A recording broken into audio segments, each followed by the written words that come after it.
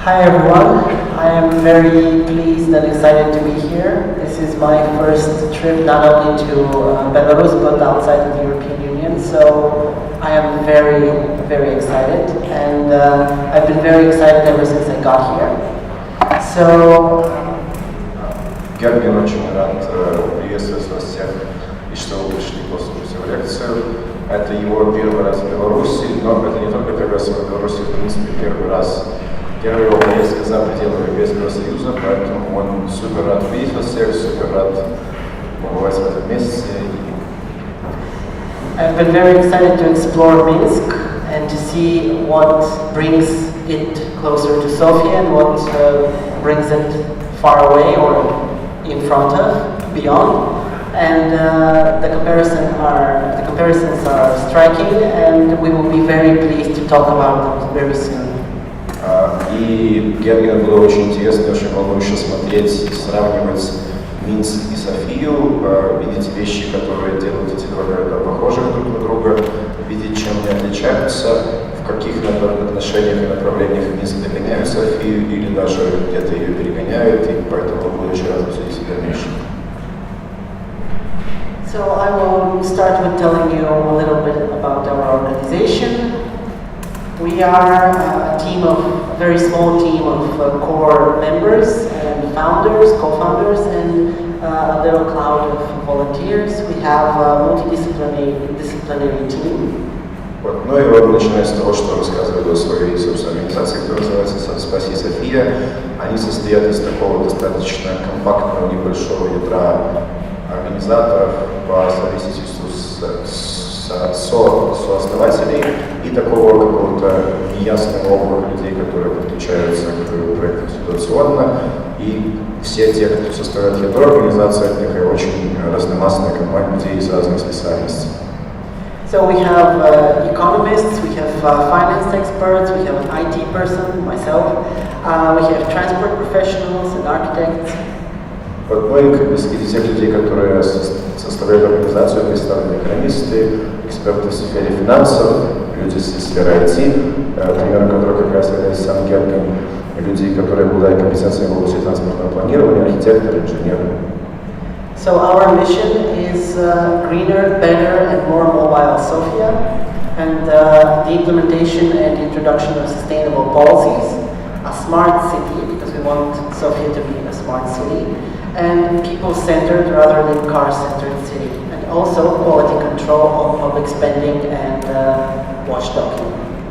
Ну, собственно, основные миссии, основные задачи, которые ставит перед собой «Спаси Софию», это сделать Софию более зеленой, более качественной, более удобной для перемещения, с одной стороны. Кроме того, они занимаются способствованием внедрения политик в области устойчивого развития, в области Smart City тоже, потому что они хотят, чтобы их город был умным. Также они хотят видеть свой город ориентированным в первую очередь на людей, а не на машины. Ну и кроме того, они занимаются тем, что контролируют качество публичных закупок и всего, что тратится со стороны государства и муниципалитета, так что они выполняют функцию так называемого watchdog, то есть следят. So this is me. Yours truly. I've been involved with activism since 2001, and my key points of interest as part of Spasi Sofia are the development of Sofia Metro, the visual information and urban navigation within the city, so the signs, the street signs, smart cities and public data management, because as an IT guy I'm thrilled with data, and urban planning in general. Вот, ну, собственно, представление того, кем является сам Гергин, он является сооснователем и бренд-менеджером организации «Спаси София». По образованию он владеет магистр IT-медиа в университете Софии. Основными его интересами является развитие метрополитена в Софии, визуальная информация и городская навигация в общественном транспорте и, в принципе, в городе. Кроме того, поскольку он из IT, ему, конечно, интересна тема умных городов, очень интересно использование больших данных в градостроительстве, и, собственно, само градостроительство также является одним из предметов интереса для него. So our main achievements are the correction and restoration of the third metro line in Sofia, because our municipality wanted to create to change and build the third metro line instead of classical metro underground heavy long trains as high-speed tram. Ну и, собственно, главным достижением данного момента является то, что они добились, чтобы запланированная администрацией Софии третьей линии метро была построена с полным профилем метро, то есть подземное, с длинными поездами, серьезное железнодорожное движение, поскольку городская администрация планировала несколько, скажем так, урезать проект и вместо полноценного метро построить так называемого скоростного трамвая. Light rail. So the initial project of the authority was had no stations in the city center, no connection with the other metro lines. It was completely bunkers. So we campaigned very hard in order to convince them otherwise. We pressured them very successfully into changing their minds, and currently the M3 line is built as a mostly underground metro line. Вот, ну и с тем предложением легкорельсового, так называемого легкого метро или скоростного трамвая было несколько проблем.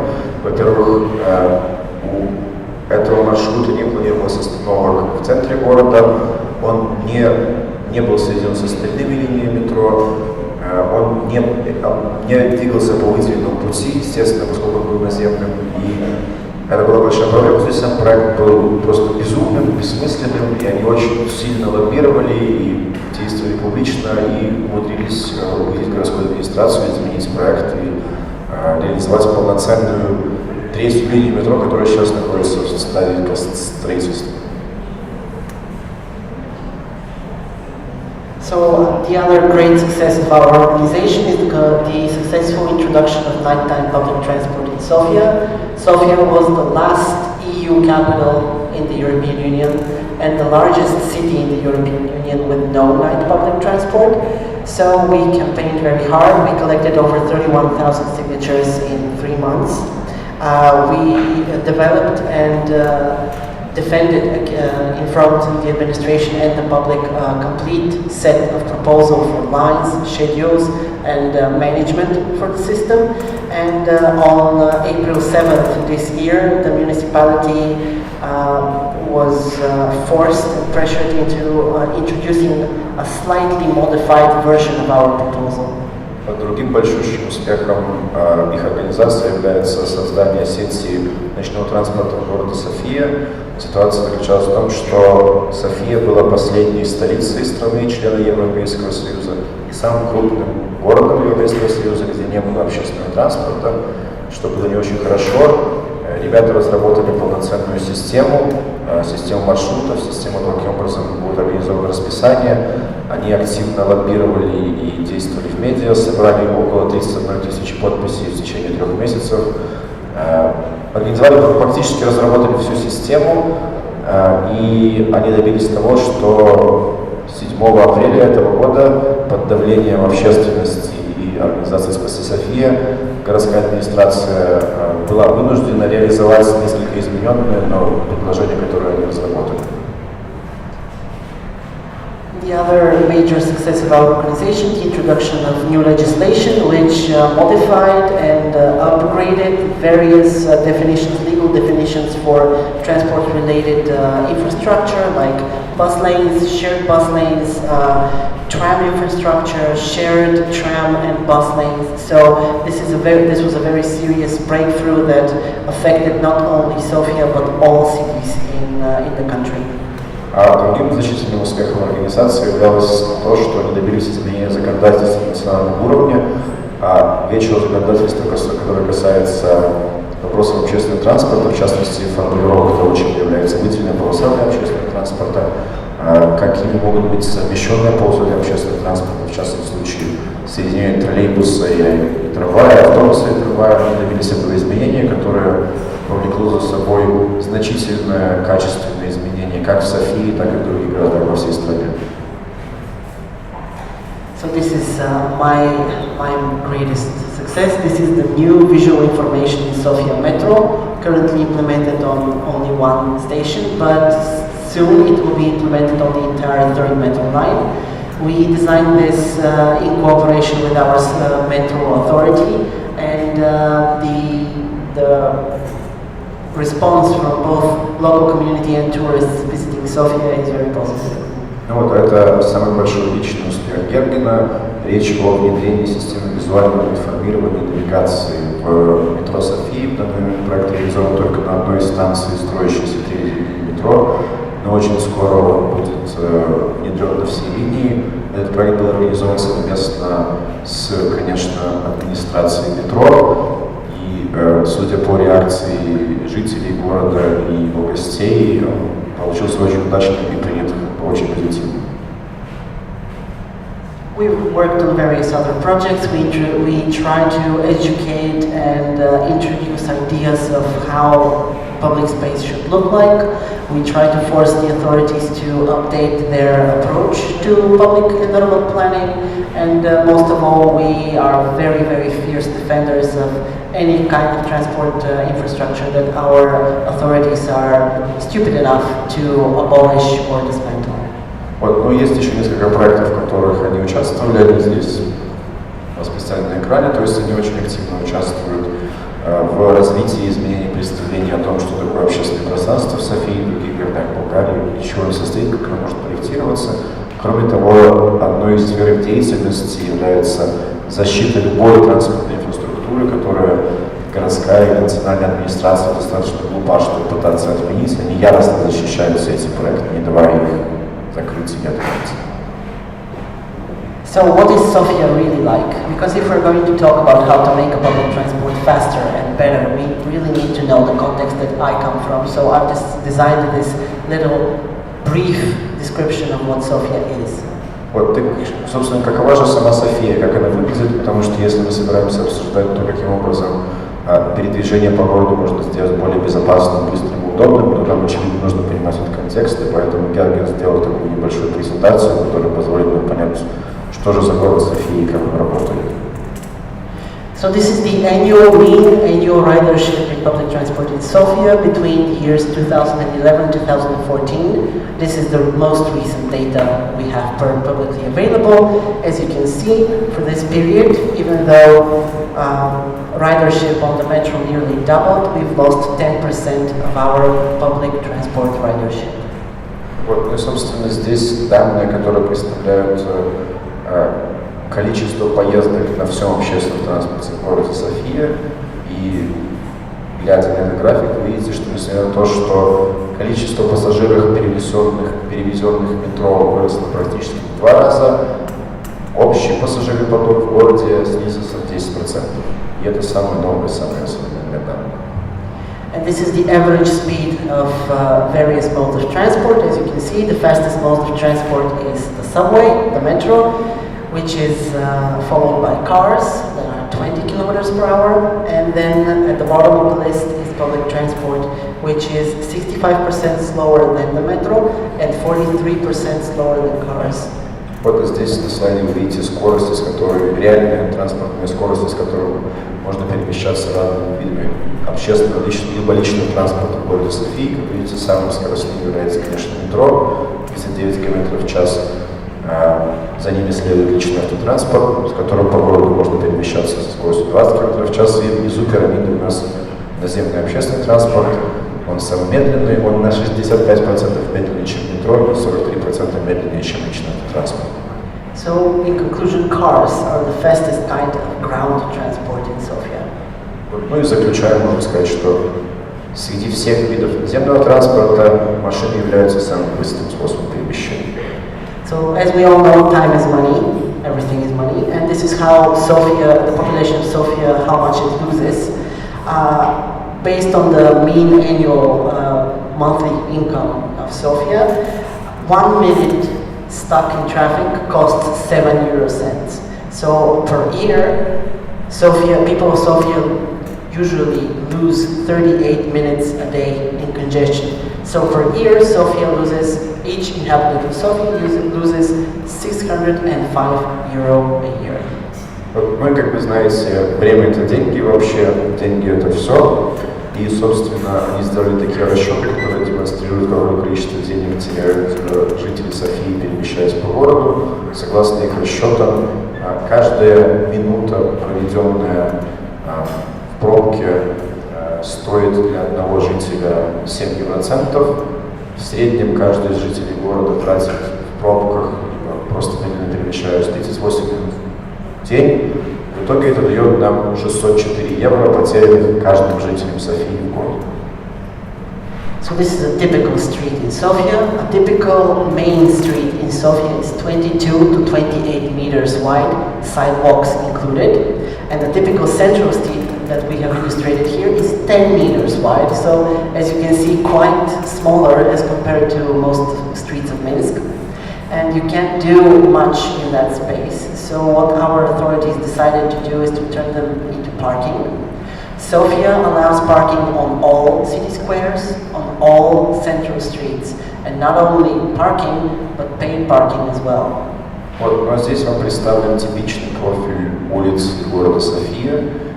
Типичная магистральная улица Софии имеет от 22 до 28 метров в ширину, включая тротуары.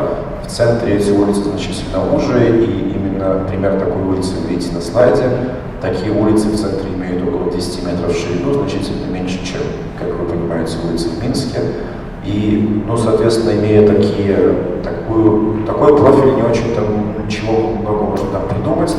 Но городская администрация Софии решила, что парковка — это как раз то, чем можно занять это пространство. В Софии можно парковаться на всех улицах, включая главные, включая центральные. И речь как о платной, так и о бесплатной парковке. And this is our tram network. We are very proud with it. We are the only city in Bulgaria with trams. The orange lines are the still existing ones.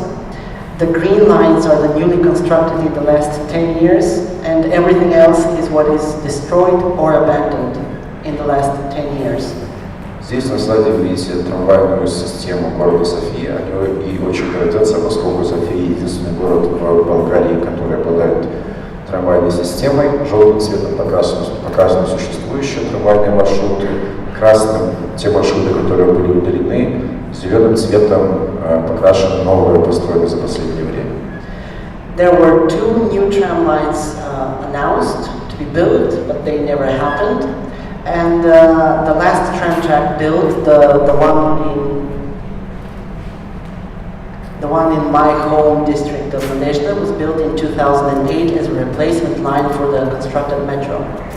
Вот, ну, собственно, было объявлено о планах строительства 2 новых линий трамвая, однако планы эти так никогда не материализовались, и последний из проектов строительства трамвайного полотна, который был реализован в городе София, был реализован в родном районе Гергина под названием Надежда, и видите этот район в самом верху, зеленая Г-образная линия, она была построена взамен запланированной линии метро.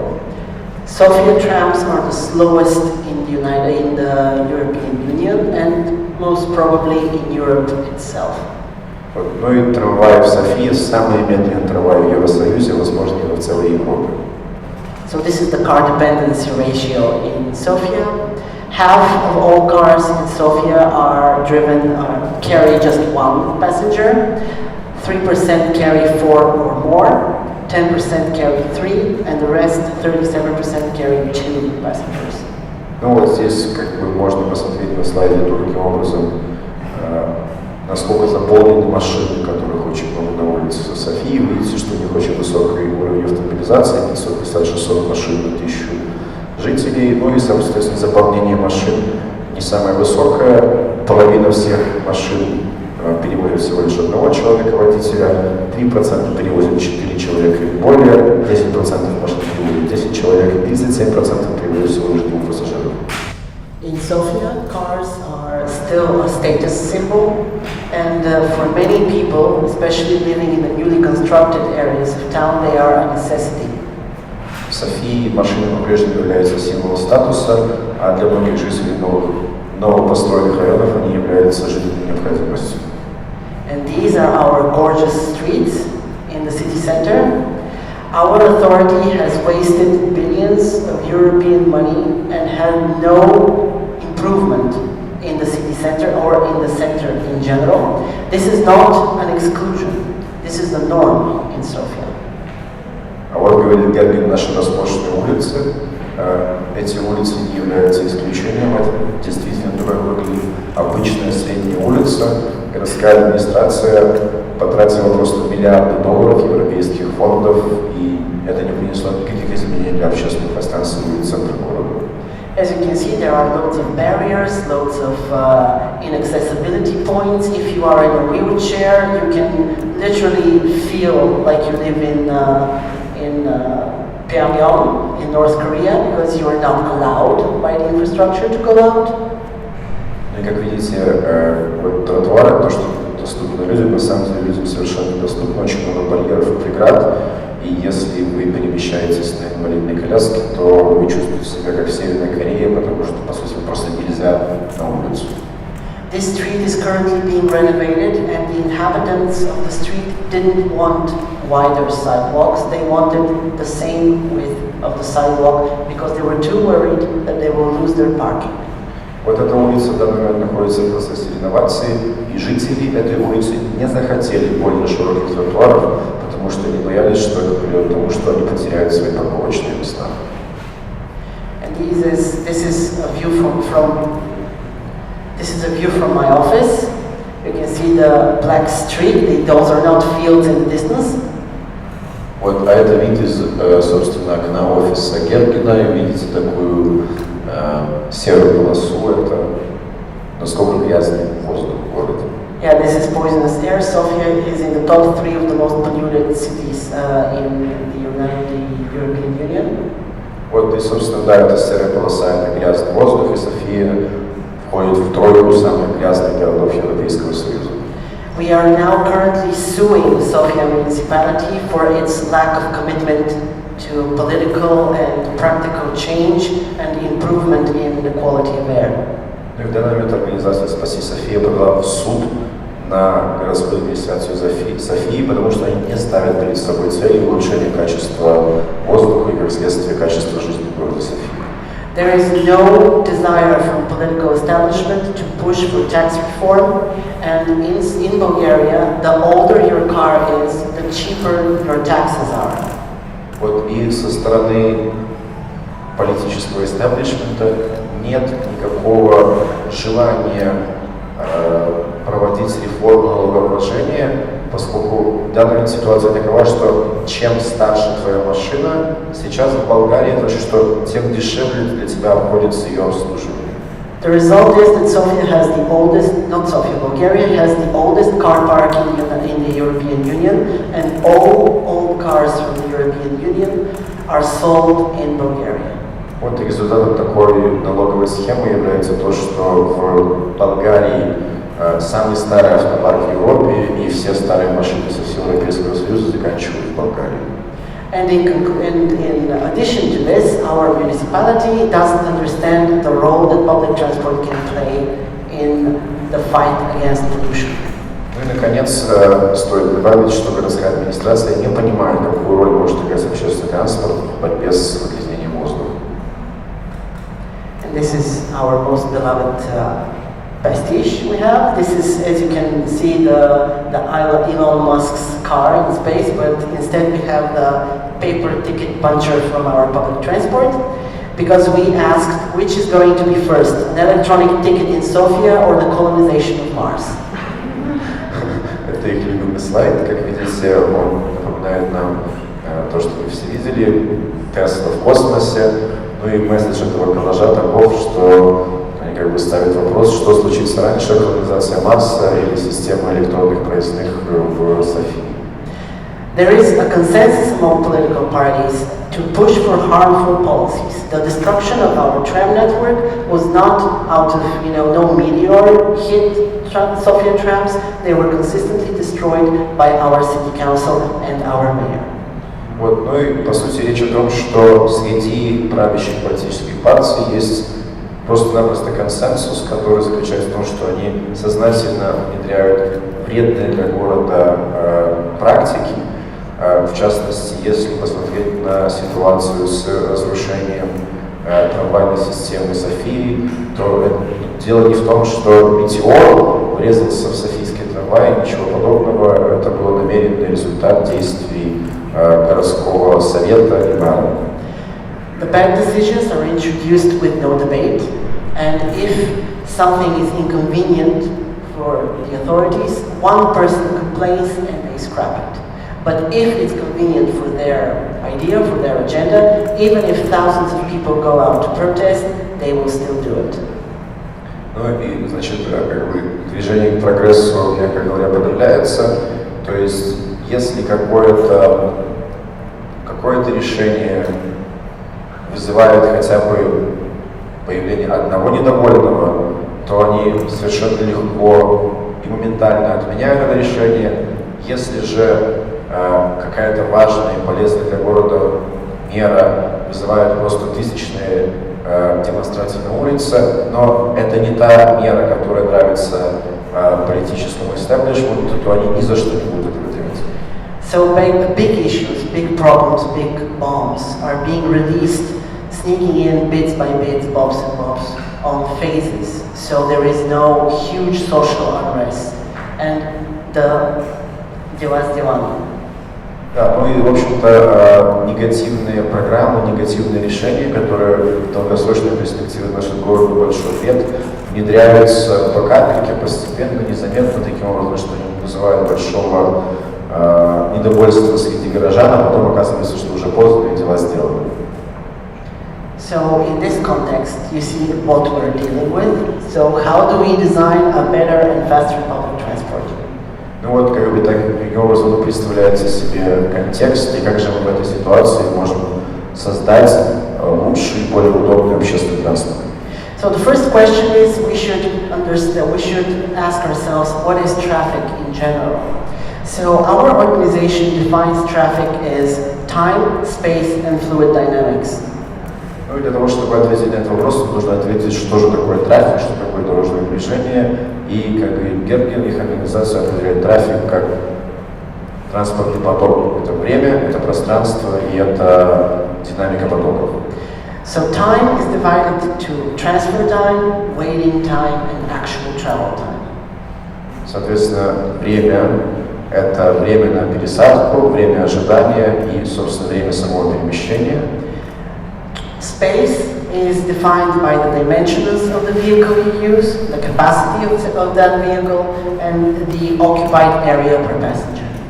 Соответственно, пространство определяется геометрией и размерами самого транспортного средства. Оно определяется тем, какое количество пассажиров может вместить транспортное средство, а также количеством пространства дороги, которое приходится для каждого из пассажиров. And by fluid dynamics we mean capacity, flow and distribution. Ну и что касается динамики потоков, то под ними не вызывают различные свойства потоков. So this is the essential axiom, we call it. Demand for traffic infrastructure can never be met by the supply. И, собственно, суммируя предыдущее, можно сказать, что аксиомой, которые они пользуются, которые они определяют свои действия, является то, что запрос на транспортную инфраструктуру не может быть полностью удовлетворен на стороне ее создания заново.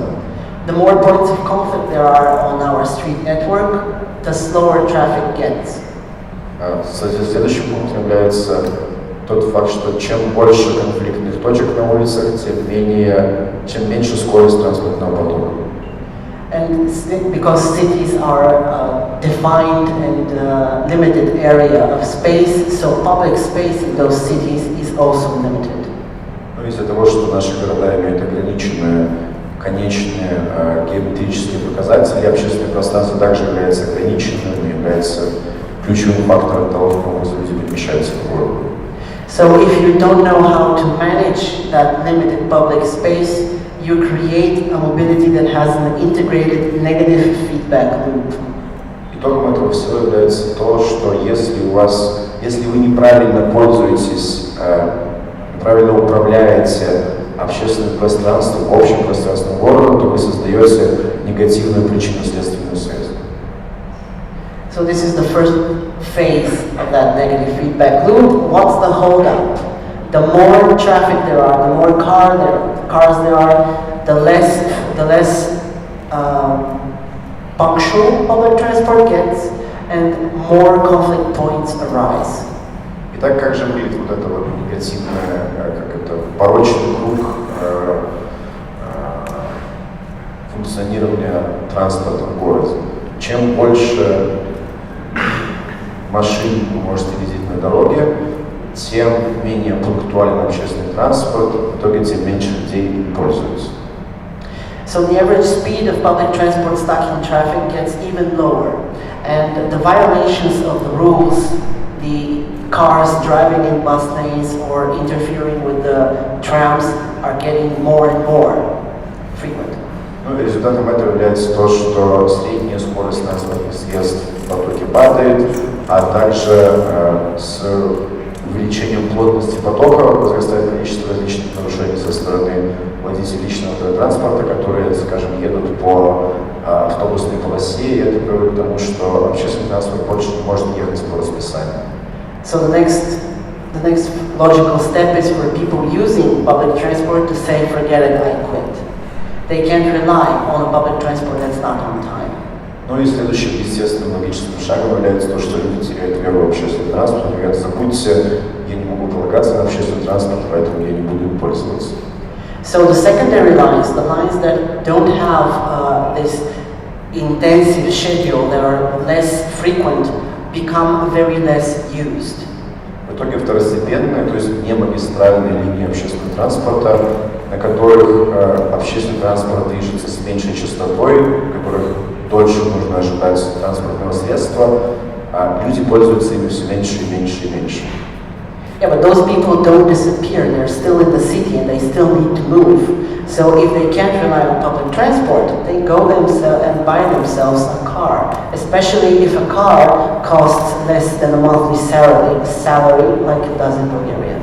Вот, ну и что происходит? Люди, которые разочаруются в общественном транспорте из города, не исчезают, никуда не деваются, они просто идут, покупают себе машину, что в Болгарии очень легко, поскольку там машина стоит меньше, чем средняя месячная зарплата. So those cars clog the streets and the cycle starts anew, and public transport becomes even less frequent and punctual. Ну и в результате все эти новые машины, которые появляются на улицах, приводят к появлению на этих же улицах пробок, в итоге оставшиеся на улицах общественный транспорт становится еще менее пунктуальным, еще менее надежным. And then people start demanding wider streets for their cars. И потом люди начинают требовать более широких улиц для своих машин. Now, if you keep this up for quite some time, like for instance 10 years, the result is that it's no longer fiscally responsible to invest in public transport that carries no one. Ну и в результате такого процесса, если вы позволите ему продолжаться довольно долго, например, лет 10, то с точки зрения налогообложения и бюджетных средств оказывается просто безответственным тратить деньги на финансирование общественного транспорта, который просто не возит больше никого. This is why many of our tram network has been demolished to take space from trams and give it to cars. Это является причиной, почему в Софии были уничтожены многие трамвайные линии. Сделано было для того, чтобы отнять пространство трамваев и отдать его автомобилю. And this is why investment in metro becomes very popular in such failed cities like Sofia, because metro is not on the street, and it's very easy to advertise how much you have done for public transport. Ну и это является одной из причин, почему в таких городах, как София, в городах, в которых, по сути, наблюдается провал общественного транспорта, почему в них так популярны инвестиции в метро, потому что очень легко показать, что инвестируя в метро, ты действительно делаешь что-то важное и полезное для общественного транспорта. So how to fix it? And this is something that we've been talking endlessly in Sofia, and we yet have to see any realization or a glimpse of intelligence in the eyes of the authorities in front of us. Так как же добиться изменения? И вот эта попытка донести понимание того, что вещи нужно делать по-другому, разговоры на эту тему являются для членов организации Софии просто бесконечно. Они постоянно пытаются общаться с городской администрацией на эту тему, и, увы, пока что им не удается заметить даже проблеск понимания в глазах чиновников. So if your city transport has been in a rut for a decade, Probability is due to lack of funding and due to poor maintenance, you have scrapped or just lost a large percentage of your fleet. Вот, если ваш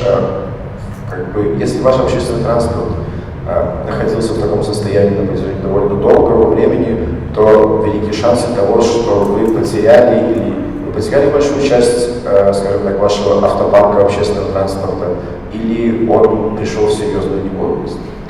Sofia had 450 trams in 1990, now we have 250.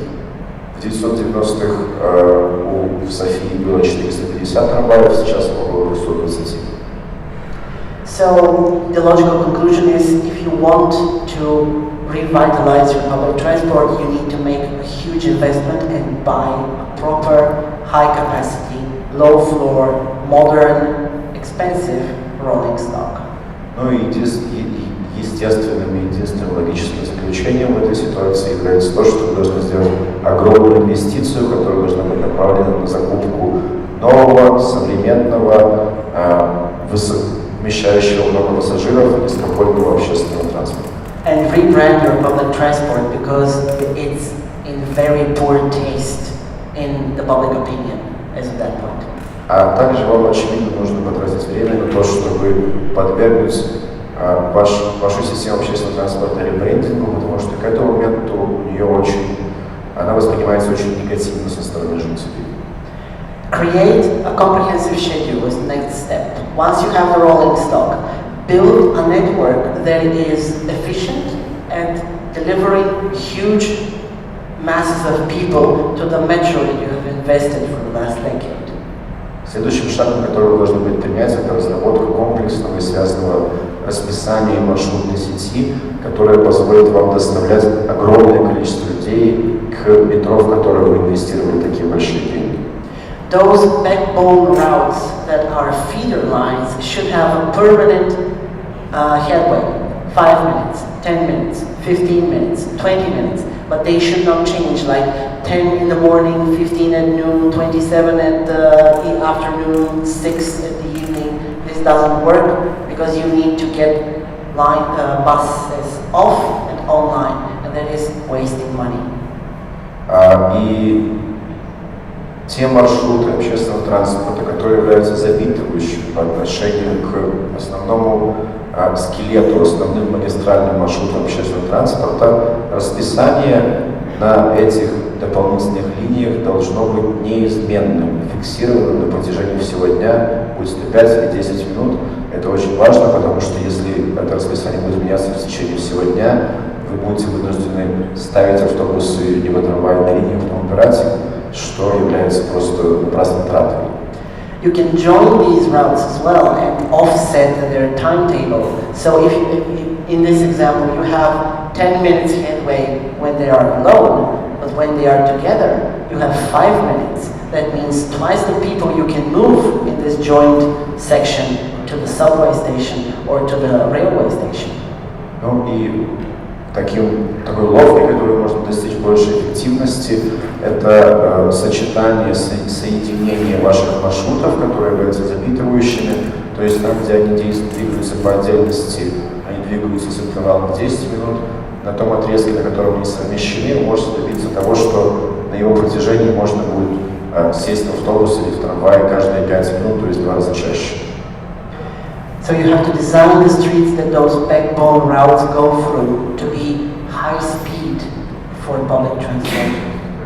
И, соответственно, следующим важным шагом является то, что вы должны подвергнуть полному редизайну те улицы, на которых будет размещаться ваш основной костяк, основной скелет общественного транспорта. This transport needs to go fast from intersections, so you need signal priority. It needs adequate transfer stations that will limit waiting and transfer time. И эти улицы должны быть сделаны таким образом, чтобы общественный транспорт мог перемещаться по ним с большой скоростью. Также он должен быстро и удобно преодолевать перекрестки. Для этого нужно специальное светофорное регулирование, которое будет давать приоритет общественному транспорту. Кроме того, очень важно хорошо организовать пересадочные станции, чтобы люди теряли максимально короткое время в этих местах. So what you need to do is to start speaking about streets and reclaiming them as public space, not just place for cars. So, ну и по сути речь о том, что вы должны начать говорить о ваших общественных пространствах, о ваших улицах и говорить о том, что вы должны их вернуть людям, они не могут быть просто местом для машин.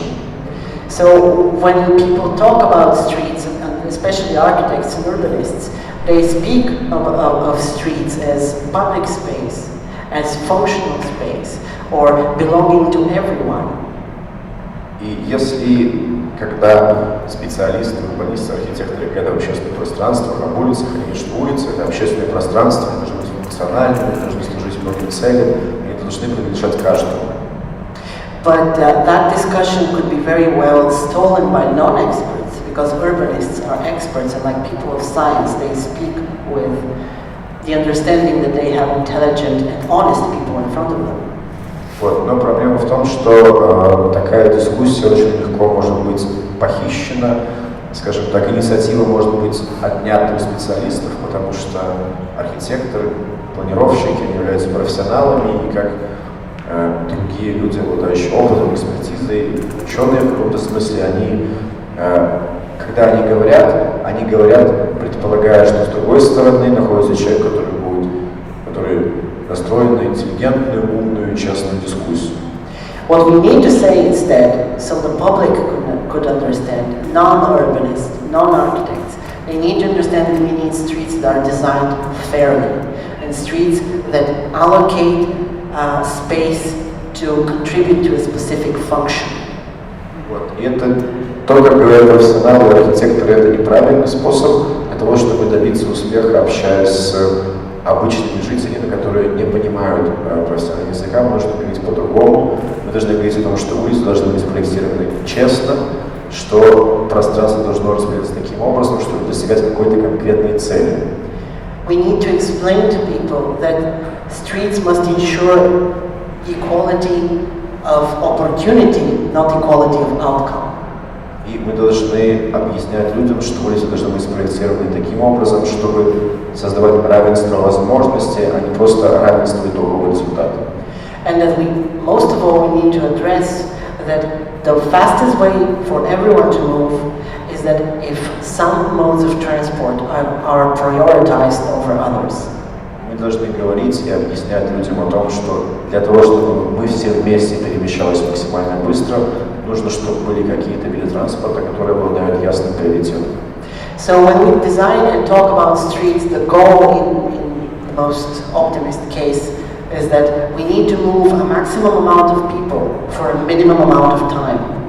По сути, если мы проектируем улицу, нашей целью является создание таких условий, которые позволят нам пропустить через эту улицу максимальное число людей за минимальное количество времени. The limitation of that is that no street can offer a direct point A to point B without transfer route.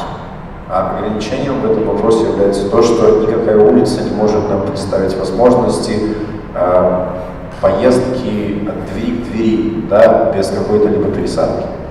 So, in many cases, that tempts city authorities to plan high-speed movement through the city. И из-за этого ограничения администрации многих городов соблазняются идеей проектирования скоростного движения в городе. And with high-speed movement for everyone, especially for cars, is very, very dangerous to everyone else. Да, но здесь есть проблема, потому что скоростное движение, которое разрешено для автомобилей, является очень-очень опасным для всех. So what comes as a limitation to this goal is that waiting time is just as expensive as travel time. So we need to reduce waiting time for those that cannot afford to choose or change their route. И следующим, более серьезным ограничением является то, что мы должны учитывать и рассматривать как важно не только время, которое люди тратят в поездке, но также и время, которое люди тратят на ожидание транспортного средства. И это особенно важно для тех людей, которые не могут себе позволить изменить маршрут либо вид транспортного средства, которым они пользуются. So when we design a street, the usual way is that we think that everyone will be honest, everyone will pay attention, they will follow the rules. So we imagine that bikes will be on the outermost lane, cars will be in their designated lane, trams will be in their lane and no one will interfere with them.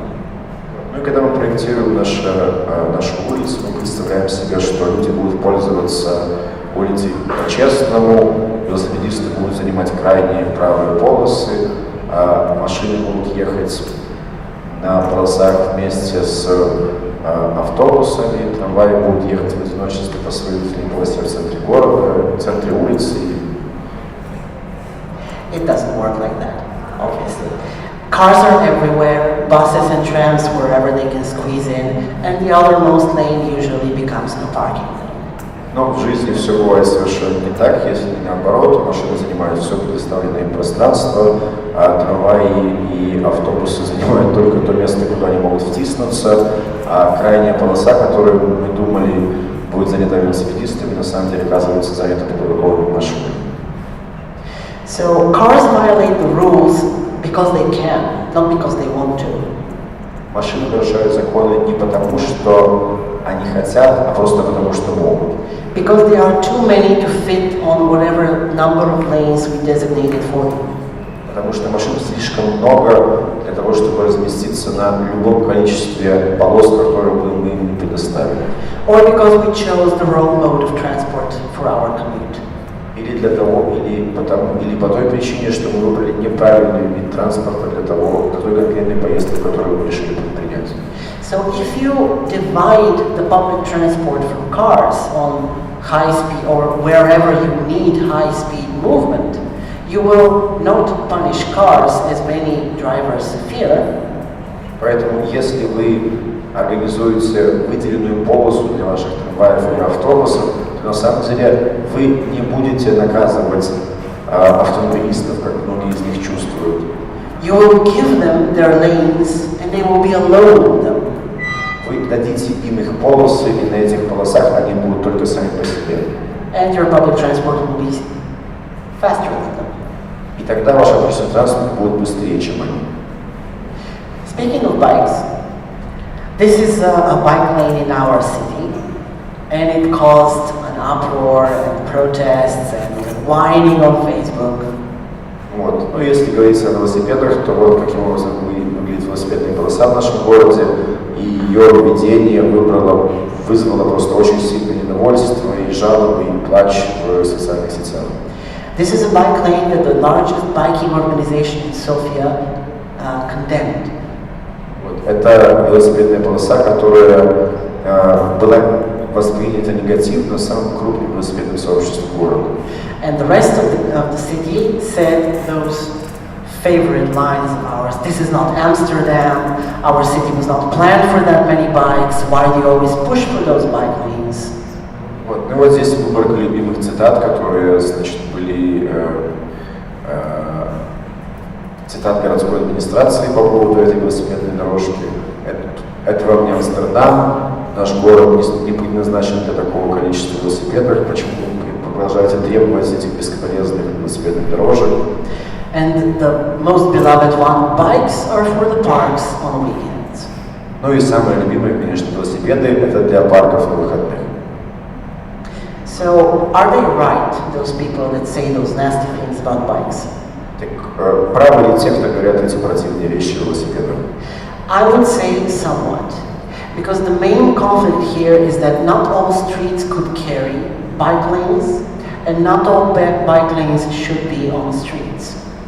Ну и Гергин хочет сказать, что те, кто говорит эти вещи, частично правы, потому что не на каждой улице может быть велосипедная дорожка, и не всегда велосипедная дорожка лучший способ размещения велосипедистов. Cars have the street network. We plan a coherent street network throughout the city so cars can move through it. Уличная сеть принадлежит машинам, потому что мы спроектировали нашу уличную сеть таким образом, чтобы машины могли перемещаться по ней с удобством. But somewhere along the way, we decided that we'll just paint some strips of yellow paint on some streets, and we'll call that a cycling network. И потом в процессе мы решили, что мы просто нарисуем желтую полосу в каких-то частях проезжей части и назовем это велосипедной дорожкой. Cyclists don't teleport. Вот. Но, увы, велосипедисты не могут телепортироваться. They don't disappear when the paint disappears, and they don't reappear out of nothing when it shows up again. We need to think of cycling infrastructure and cycling network the same way we think about street network. Вот, но велосипедисты не исчезают там, где исчезает нарисованная на асфальте велосипедная полоса, они не могут магическим образом возникнуть там, где начинаются. Мы должны думать о том, как ездить велосипедисты по городу, так же, как мы относимся к тому, каким образом машины могут перемещаться по городу. Because no one will bike on a cycling path that is dangerous or substandard, because we made it substandard, because we wanted to fit it there, but we couldn't do it properly. Потому что никто не будет ездить на велосипедной дорожке, которые неудобны или опасны, которые просто ниже любого стандарта, потому что мы спроектировали ее таким образом, потому что мы просто хотели разместить ее на нашей улице, не думая о том, как сделать ее хорошо. Our city, unfortunately, doesn't think of bicycle infrastructure, they think of road infrastructure with bikes on it. Наш город, говорит Гергин, увы, не думает о велосипедной инфраструктуре, он думает об уличной инфраструктуре, частью которой, на которой просто расположена инфраструктура для велосипедов. But bikers, people that use bikes, are far more diverse than drivers, because you don't need a license to drive a bike, to ride a bike. Но проблема заключается в том, что велосипедисты — это гораздо более разнообразная группа пользователей, чем автомобилисты, потому что для того, чтобы ездить на велосипеде, вам нужна лицензия. Children ride bikes, tourists ride bikes, elderly people ride bikes, and when you are on a bike, you are far more integrated with any pedestrian area in the city when compared to someone with a car. Дети ездят на велосипедах, туристы ездят на велосипедах, старые люди ездят на велосипедах. И если ты ездишь на велосипеде, ты гораздо больше принадлежишь общественному пространству, можешь с ним взаимодействовать, чем в любой точке города, если ты перемещаешься по ней на машине. And you need far more safer routes and far more safer infrastructure when you are on a bike, because if a car hits you, chances are you lose. И кроме того, вам нужны гораздо более безопасный маршрут, вам нужны гораздо более безопасные дизайнерские решения, если вы ездите по велосипеду, потому что если у вас вес машина, то, скорее всего, вы проиграете. So the other thing that needs to be thought of when we design a better public transport is transfer time. Now, transfer time is the time we need to reach the nearest stop, to reach the nearest subway station from our stop, or to reach places where we change modes of transport. Следующим важным моментом является внимание к времени на условно трансфер, на пересадку. Под этим временем понимается время, которое требуется вам, чтобы добраться из вашего дома до ближайшей остановки, время, которое требуется вам во время пересадки общественного транспорта. То есть все время, которое вы тратите на то, чтобы добраться из вашей конечной цели до того транспортного средства, которое вас туда повезет. The shorter transfer time, the better. So if you have more stops where people live, a denser network, the chances are that many people will choose to use public transport rather than drive with a car. Ну и, конечно, чем короче вот это время ожидания, время пересадки, тем, собственно, удобнее. И значит, что чем гуще у вас сеть остановок там, где люди живут, тем больше шансов, что люди, которые живут, выберут общественный транспорт, а не машину. And this is waiting time. Waiting time is not only the time we wait for our public transport to arrive, but the time we wait on traffic lights. This is an actual... Ну и следующий момент — это время ожидания. Время ожидания — это не просто то время, которое вы тратите на то, чтобы добраться до общественного транспорта, это еще то время, которое вы тратите впустую на светофор. This is an actual excerpt of the busiest tram boulevard in Sofia for just one line. As you can see, the red is the time allocated from its schedule for waiting on traffic lights. И вот здесь на слайде вы видите реальную диаграмму того, на что тратится время на одном из самых напряженных трамвайных маршрутов Софии. Да, и видите, какое количество времени просто тратится впустую на ожидание на светофорах. It takes it 9.5 minutes for less than 2 kilometers.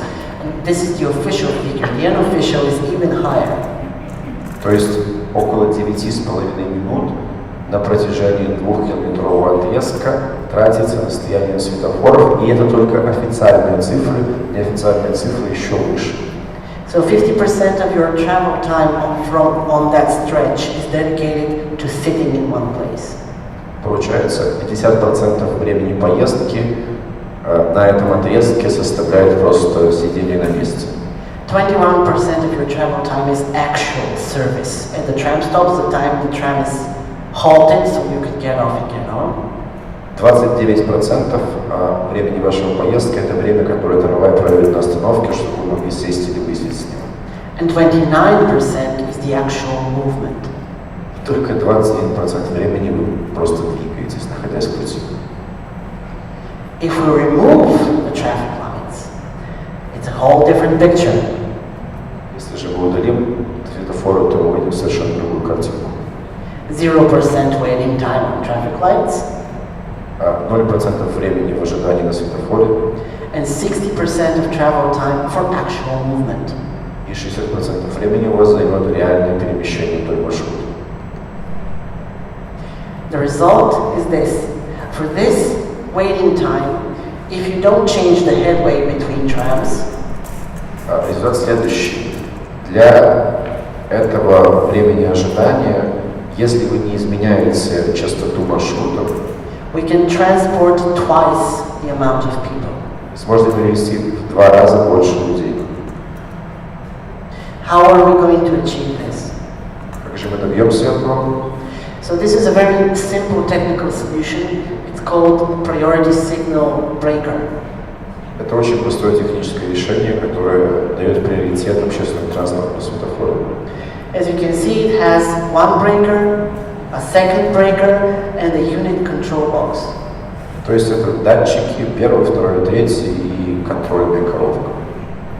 So when our tram makes contact with the first breaker here, И как только наш трамвай входит в контакт с первым датчиком, the control box gives it green light and halts everyone else. то контролирующий элемент дает ему зеленый свет, одновременно давая красный свет тем, кто может помешать движению вашего трамвая. Once the tram passes beyond the intersection, Как только трамвай преодолевает перекресток, the release breaker tells the control box to resume normal operation. то светофор переходит в нормальный режим функционирования. And naturally, if there is no tram on the line, Естественно, если трамвай не едет, you don't need the traffic light to signal for something that's not there. то вам, в принципе, не нужен светофор, чтобы просигнализировать для чего-то, чего там нет в это время. We proposed that solution to our municipality, Это решение было предложено городской администрации. and they said that they have another. А они сказали, что у них есть другое решение. They will place expensive video cameras facing the tram line. Они расположат дорогие видеокамеры, которые будут просматривать трамвайный маршрут. And they will develop expensive software that has image recognition technology in it. Они сказали, что они разработают дорогое программное решение, которое будет обладать способностью распознавания по видео.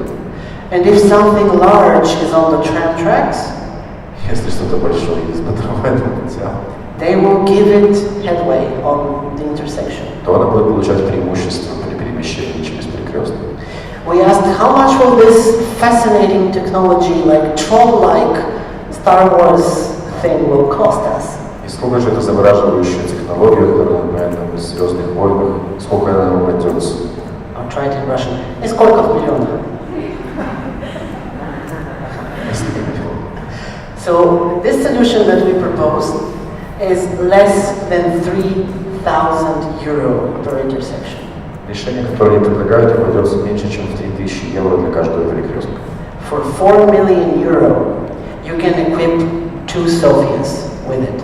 За 4 миллиона долларов можно 2 Софии оборудовать этой системой. So this is another issue we have in our city. Это еще одна проблема, которая есть в Софии. It's very hard to sacrifice parking spots. Очень трудно пожертвовать местами для парковки. We have major boulevards with parking spots on them. У них есть крупнейшие главные бульвары с парковочными местами на них. And those parking stops stop immediately before an intersection. И эти парковочные места расположены практически на самом перекрестке. And if there is a stop, a tram stop on the same intersection, если у вас есть остановка на том же перекрестке, people have to play dodge around cars that will play dodge around them. то людям приходится играть в догонялки с машинами, которые ездят там. And inexplicably, there are 2 lanes for cars. И вроде бы есть 2 полосы для машин. And this one ends in a parking spot. И эта полоса заканчивается парковкой. So those kinds of intersections in Sofia, again, are the most busiest tram routes. И вот эти вот типы перекрестков, которые повторяются Гергин, возможно, самых напряженных маршрутах трамвая, cause huge delays for both cars and most of all the trams. вызывают серьезнейшие заторы для машин и, что гораздо важнее, для трамваев. So we proposed something that you have in Minsk. И поэтому Гергин предложил кое-что, что в Минске есть. Build shelter islands. Они предлагают построить остановки с островным расположением. And remove some parking spots to allow cars to flow better across and around the tram stop. А также они предложили удалить какое-то количество парковочных мест, что позволило бы более плавному и удобному движению автомобилей. It took us 3 years to convince our municipality to build 2 stops of that kind. Им пришлось потратить 3 года на то, чтобы городская администрация согласилась построить 2 остановки такого рода. And they did it wrong anyway. И они все равно сделали их неправильно. So I'm going to talk about something you have not in Minsk. And this is the night public transport. Сейчас Гергин будет говорить кое о чем, чего в Минске нет, и речь, конечно, ночь на общественном транспорте. Sofia was a very shameful example of a city whose mayor is claiming to work for attracting outsourced industries.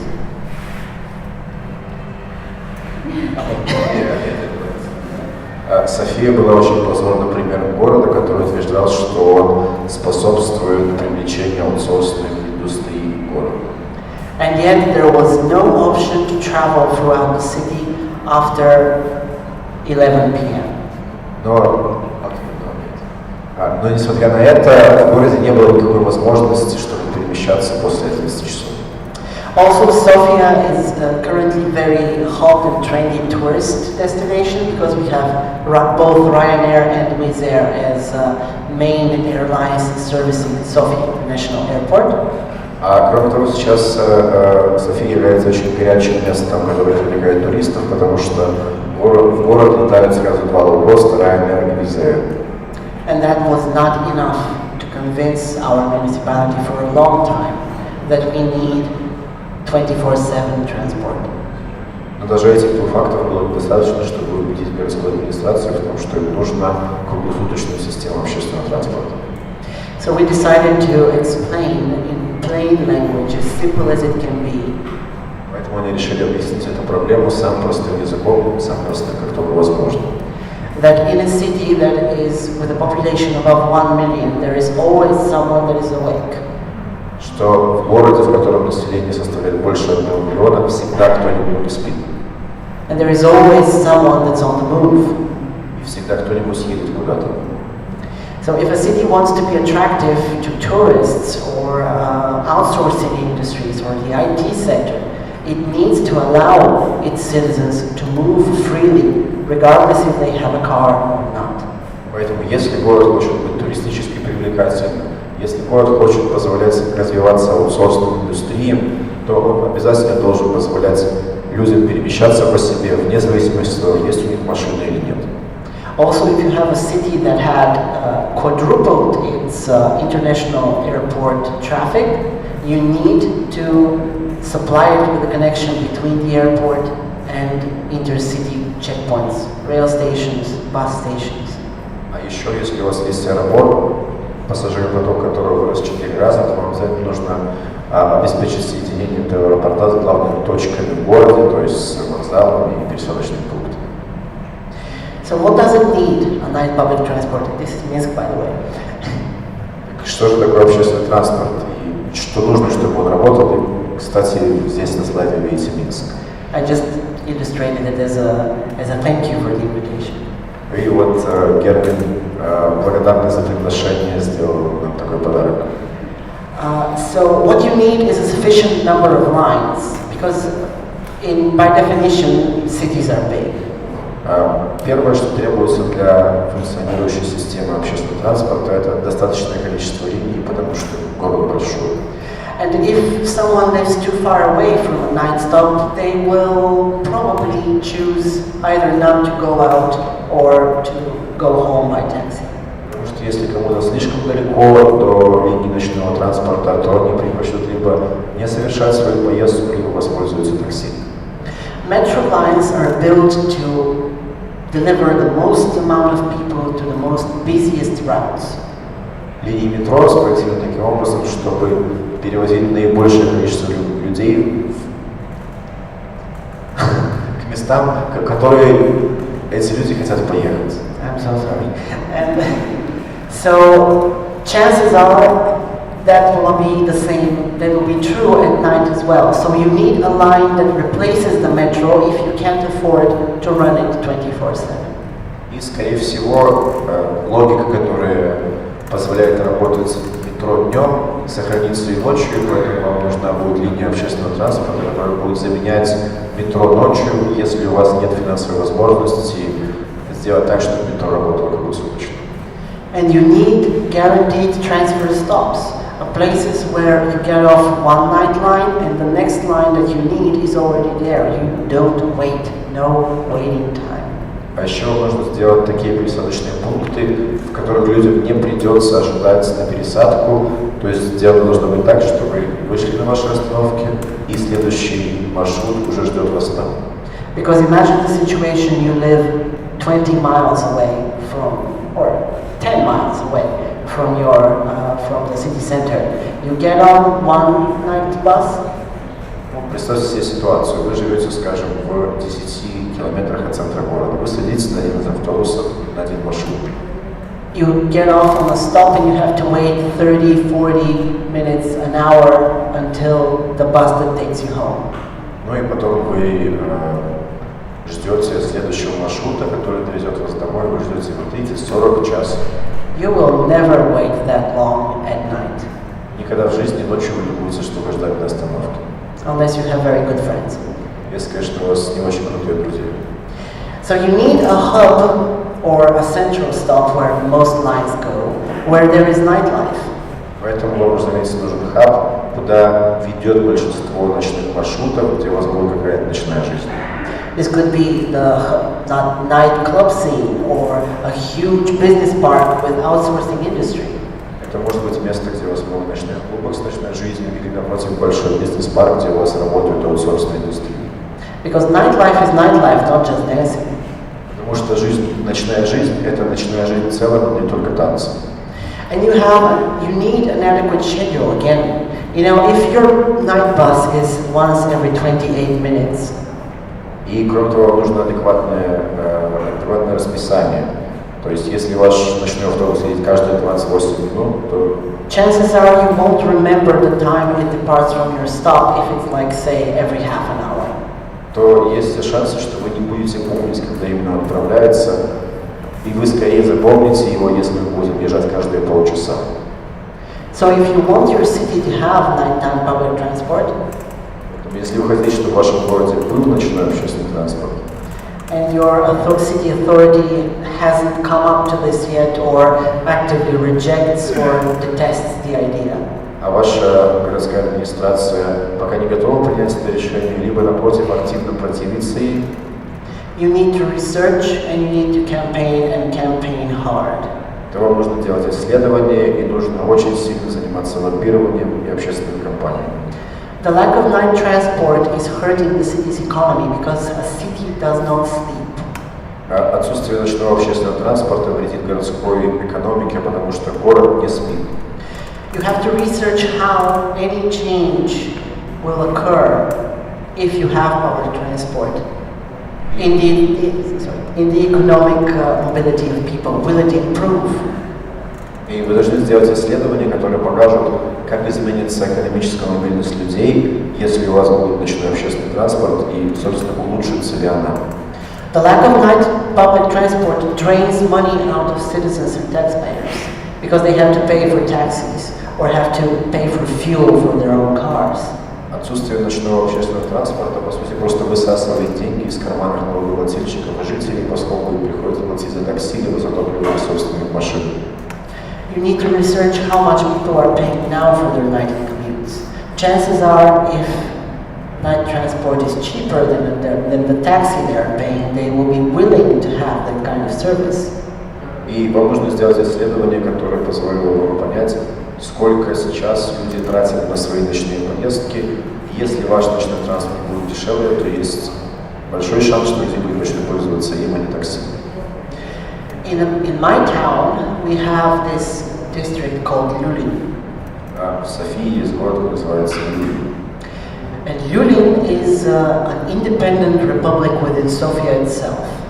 Люблин — это независимая республика внутри Софии.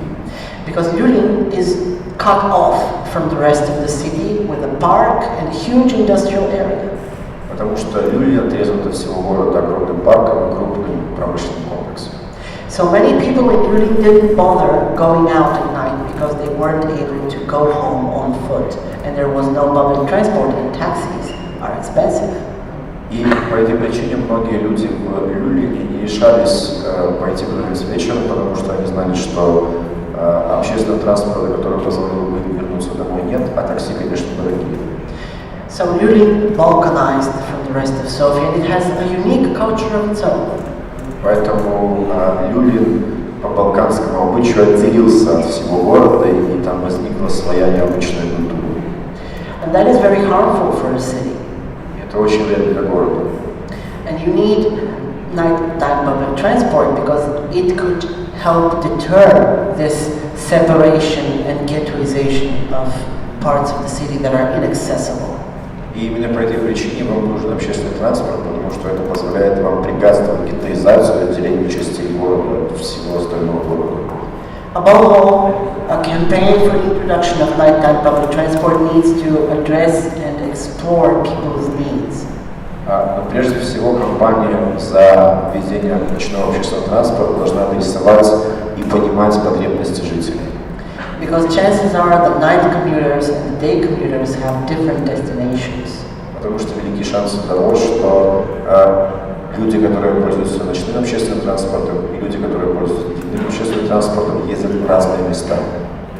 So a successful campaign will have a research, you'll have a proposal, and then you can educate the public and inspire them with your proposal. Поэтому успешная общественная кампания обязательно включает в себя исследования, она обязательно включает в себя какое-то решение. И когда у вас это есть, то вы можете заниматься образованием и продвижением вашей идеи в массы. If your city administration has consistently failed to design transport, adequate transport, если же ваша городская администрация систематически не была в состоянии спроектировать адекватного общественного транспорта, do it yourself, like we did. То сделайте сами, как сделали ребята из «Спаси Софию». And this is from our campaign. We collected 31,475 signatures in 6 months. Вот это слайды из, собственно, их общественной кампании. Собрали 31 475 подписей за 6 месяцев кампании. This guy is a rapper of some sort. Парень в левом, правом верхнем углу — это какой-то рэпер. These gorgeous girls are singers. Все красивые девушки-певицы. These people are social media stars. Эти ребята звезды общественного медиа. And those people are the most important. They are the ordinary people that live in Sofia. Люди справа самое важное — это просто обычные жители Софии. You have to unite them, you have to convince them, and it works. Вы должны их объединять, вы должны их убеждать, и это работает. Thank you.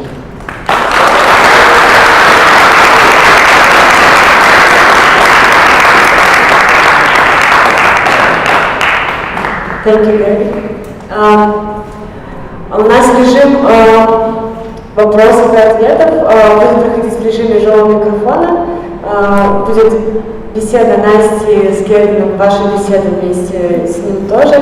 Поэтому приглашаю вас, можно подойти поближе, там, взять себе кофе.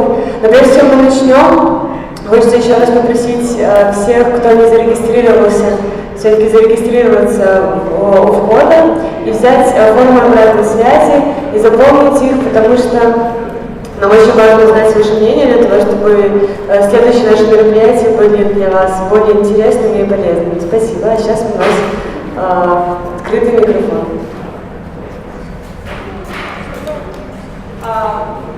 Да, в общем, я собираюсь начать вопросы. Дима, тоже подключайся, если есть какие-то комментарии.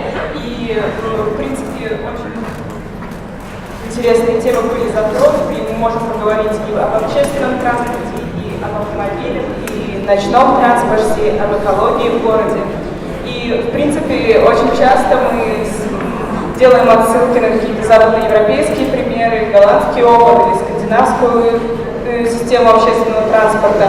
А сегодня, мне кажется, было особенно интересно, так как, в принципе, нам довольно понятен контекст Болгарии, Софии в частности, и довольно легко можем представить вообще, что происходит и как принимаются решения. Поэтому, думаю, это было особенно интересно. Может быть, уже возникли какие-то вопросы и комментарии?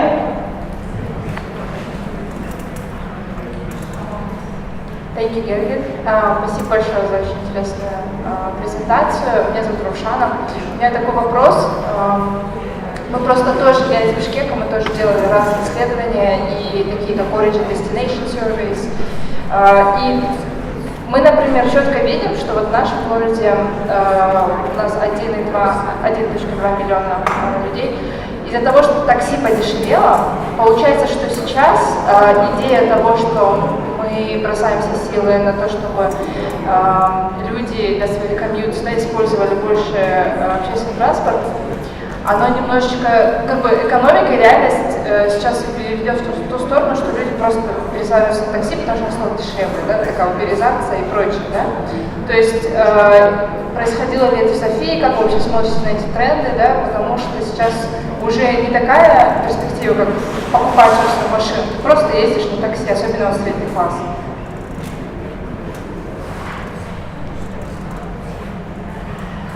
Well, taxis in Sofia are very highly organized mob-like structure. Такси в Софии – это очень организованная организация, подобная мафии. If they want something, they get it. Если они что-то хотят, то это они получают.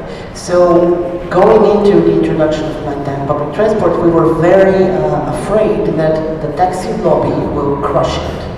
Поэтому, пытаясь организовать ночной общественный транспорт, мы очень боялись, что лобби таксистов просто уничтожит. But fortunately, our politicians were a bit too scared for some reason, and they pushed forward and they introduced it. Но им повезло, городская администрация, видимо, боялась остальных жителей, и они, несмотря на все усилия таксистов, пошли на реализацию этой идеи. So the result in Sofia was that taxis started branding themselves as a bit more luxury service. Результатом было то, что такси в городе София стали брендировать, представлять себя как что-то вроде эксклюзивного сервиса. And 6 months after the introduction of nighttime public transport, they wanted prices to go up, and they petitioned to be allowed prices to go up for taxis. И через 6 месяцев после введения системы общественного транспорта, ночного общественного транспорта в Софии, таксисты собрали петицию, активно боролись за то, чтобы иметь возможность повысить стоимость проезда в такси. I don't know what is the situation in your town, but in any case, if taxis, which are essentially point-to-point transport, И Гергин говорит, что не знаю ситуацию в вашем городе, но если такси, которые по своей сути являются способом перемещения с точки А в точку Б, то есть от двери до двери, perhaps the situation is that there is not a properly sufficient route system that could be implemented, but there is no way that taxis, the private enterprise. Да, но, возможно, у вас нет достаточно хорошо организованной маршрутной сети, но он не видит никакой возможности, чтобы такси, которое по своей сути является частным предприятием, can't adapt to a system where night transport or transport in general exists. And taxis could be used as a secondary feeder transport if they are indeed cheap.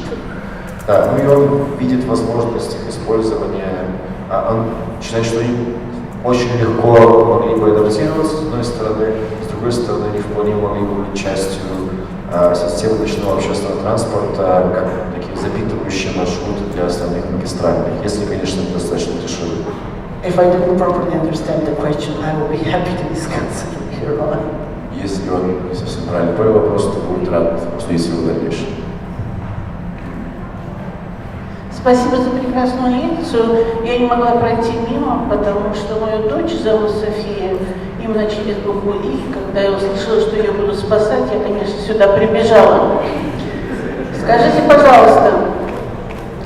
пожалуйста, вы говорили о том, что ваша команда взяла на себя инициативу проведения исследований. Вот эти исследования, которые вы проводили, чтобы убедить городскую администрацию, они выполнялись в соответствии с какими-то европейскими стандартами?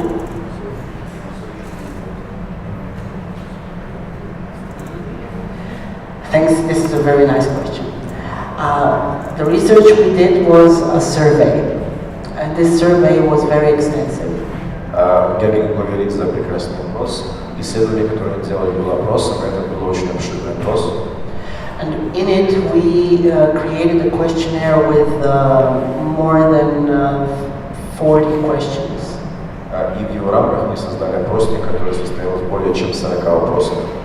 For it, we used the consultation from a friend. Для его создания они воспользовались консультацией своего друга, who graduated Transport University in Prague. Закончил институт транспорта в Праге. And his specialization is analysis of traffic flow and traffic design. И его специализация является анализ транспортных потоков и дизайн транспорта. But just as important as the survey we performed, настолько же важным, как и исследование, которое они сделали, was the economical analysis of previous purposefully failed attempts at the introduction of nighttime public transport in Sofia. Был тщательный экономический анализ предыдущих намеренно приведенных к провалу попыток внедрения ночного общественного транспорта.